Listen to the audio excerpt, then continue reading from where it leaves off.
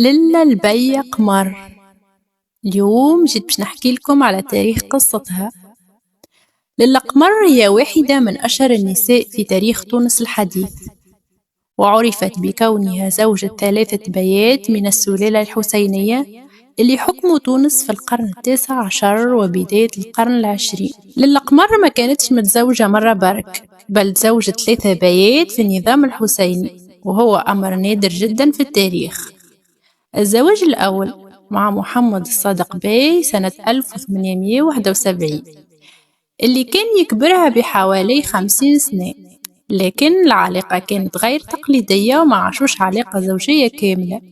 الزواج الثاني بعد وفاة الصادق باي تزوجت علي ثالث باي سنة 1883 وكانت معاه حوالي 20 سنة، وكان لها نفوذ في البلاد. الزواج الثالث تزوجت محمد الناصر باي سنة 1908 اللي كتب لها مرسوم رسمي يحميها ويعطيها حقوقها داخل القصر.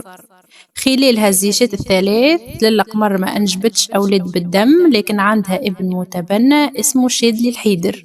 رغم أنها كانت جاية كجارية إلا أنها أثبتت شخصية قوية، كانت ذكية وفاهمة لدواليب السياسة، عندها قدرة على التأثير والإقناع، وحتى وقت اللي ما كانتش في السلطة مباشرة كانت شخصية محترمة ومعروفة في البلاد. أحيانا المؤرخين يقولوا أن قوتها ما كانتش فقط في الجمال، بل في شخصيتها الذكية وقدراتها على حل الخلافات والحفاظ على استقرار البلاد.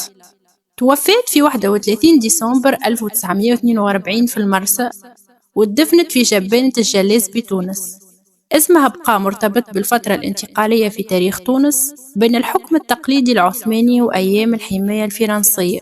ملخص الحكاية: للا البي قمر كانت امرأة من أصول أجنبية وصلت بلاد تونس، زوجة 3 بيات من السلالة الحسينية، شخصية لها تأثير داخل البلاد حتى في أوقات حساسة من تاريخ تونس الحديث، رمز لقصة حياة غير عادية في سياق مجتمع محافظ.